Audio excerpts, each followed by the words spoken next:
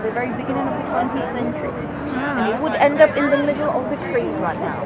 But unfortunately, during the Second World War, there was one of the very few Nazi attacks that happened. It wasn't any bombing or plane attack, because no such thing happened here in Prague, but it was just shooting from the gun, because the members of resistance were hiding in the town. But unfortunately, because of the shooting, the building caught on fire. So this is how it looked like right after the attack in 1944. And later, this right part of the building was completely demolished because they were unable to restore it properly. So then in the 50s, there was held a competition for young architects to eventually plan and restore the old town hall, but in the end, they decided to leave it just as it is now, to keep the space of the old town quite as big as possible. And honestly, I think it was a good decision. I'm going to show you a few plans from the 50s. It's just my personal opinion, so don't mind it. House over there, it had a very, very similar construction, and then these three were made by the young communist architects in the 50s for the competition. But it's weird. It is strange. This one is the worst, I think. What's happening there? Yeah. Well, fortunately, it just looks like this. Yeah. Right. Can I? Yeah. This is very interesting. Hold that and then I'll hold this. And if I may just ask one of you to shut the door behind us, please. You don't have to lock it, just shut it and you may fall. Okay, baby, you go. Ooh, it's very nice. This is really awesome. And you guys do this ghost tour as well, right? Yeah, exactly. Okay, next time. Yeah, I was just about to warn you that if you see all of these creepy things all over here, it's just because of the ghosts. And none of it is real. I hope. Okay, so then talking about this underground, it is actually completely private. is called na příkopě, that could be translated as on the ditch.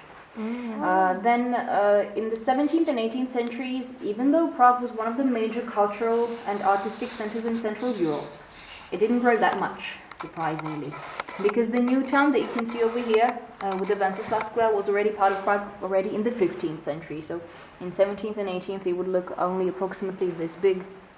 It would go a little bit to the northeast and to the south, which is not on the map.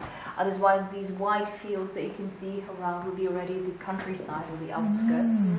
And Prague nowadays looks like this approximately sort of thing that you can see on the map.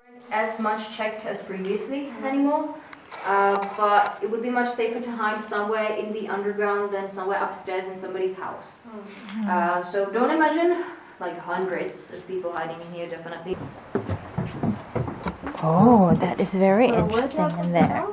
Oh, just anywhere. Oh, Yeah. alright.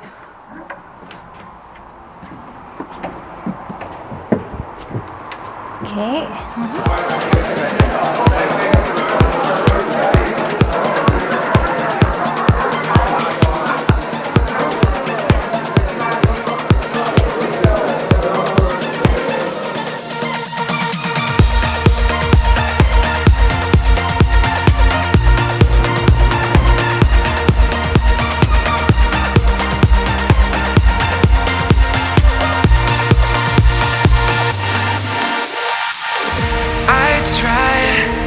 I tried to fight alone.